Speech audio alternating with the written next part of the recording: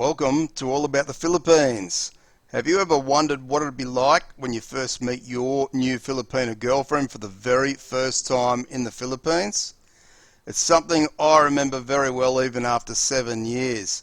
And in this video, I'll help to prepare you for meeting your new Filipina girlfriend for the very first time in the Philippines by conveying my thoughts and feelings from when I first met my Filipina. Just hold on one moment and we'll be into the video in a flash. Looking to date a Filipina or already dating or married to a Filipina?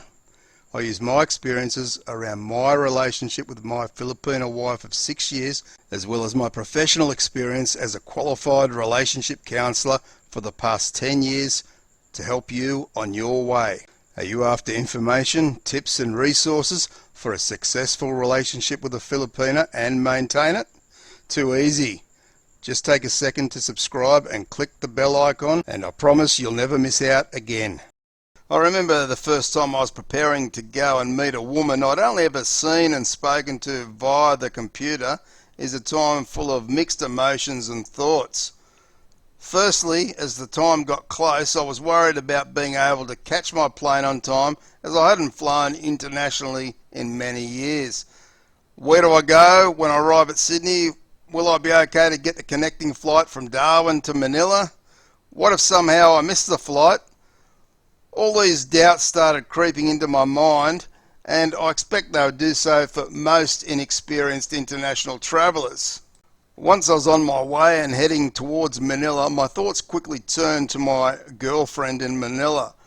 I was of course very excited to finally meet her and spend time with her face to face, but what if things didn't go so well? What if she doesn't like me once we met, or I don't like her? Meeting in person can be far different to chatting over a video call, and I was fully aware of this. Or what's even worse was the thought of arriving in Manila and she doesn't even show up at all. At that time, you can only really try and reassure yourself that things will work out and just try not to think so far ahead and focus on what you can control. And for me, as my plane sped towards Manila, that was to try and rest and try not to stress out. I remember as the plane approached Manila, looking out the window around 5 a.m. in the morning and seeing the many lights of the big city and its surrounds out to the province areas. To me, this was breathtaking and a sight I love to this very day. The plane landed and my focus was getting my luggage because for some strange reason I thought that I might have trouble finding my luggage. This was another unfounded fear. Going through immigration seemed to take forever, but that was most likely because I was so nervous about meeting my girlfriend for the very first time, and all those concerns returned in a flurry. I eventually found the meeting point in Terminal 1 Manila International Airport, and as I walked to the meeting point, the noise from all the people and the cars was deafening in my mind, so much that it made it difficult to concentrate, and I was almost in what I would call a state of confusion. And as I wandered around the meeting point, looking across the road to where my girlfriend should be waiting for me, but I couldn't see her at all, and the thought she wasn't coming really started to play on my mind. Luckily for me, a lady security guard came up and asked me if I needed any help. I explained I'm supposed to be meeting my girlfriend here as she's about 30 minutes late, and I now have doubts whether she might even be coming at all. So now I'm thinking, how am I going to spend my 8 days in Manila on my own? And the stress level started to go through the roof. The lady guard asked if I had my girlfriend's phone number and she'd be able to call her for me because I didn't have a Philippine SIM card for my phone. And the lady guard eventually made contact, and it seems my girlfriend, who had brought her nieces with her, were watching the planes land and take off, and seems that they've forgot about the time. So I guess that's Filipinos for you. But very soon after that, my girlfriend did arrive and she raced across the road to greet me with the tightest hug I've ever had, and all those concerns just started to disappear.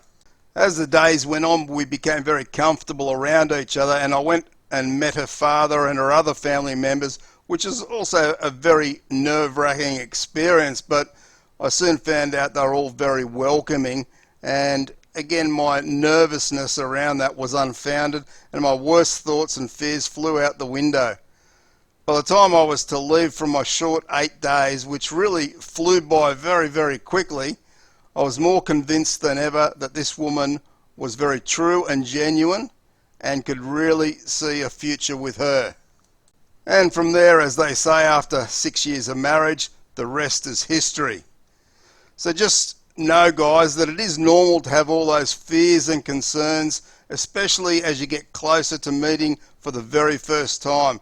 But just trust in yourself, your judgment, and the woman, and everything will turn out as it should. And a little bit of advice for all those guys doing the online dating thing who haven't met in person yet. No matter how long you've been doing the online dating for, it really isn't until you see each other face to face, get to touch her and spend quality time with her and her family, that you'll really know if you both are right for each other or not. It's something you'll sense inside yourself, and if at the end of that first meeting you have any doubts whatsoever, then it's most likely not right for you. If you're going to be flying into Terminal 1 at Manila International Airport and you want to see where the meeting point is, be sure to click on the video end screen, which will show you how easily it is to find that meeting point. Be sure to subscribe and press the bell icon for future videos. Thanks for watching, guys. I appreciate all your support. Take care and bye for now.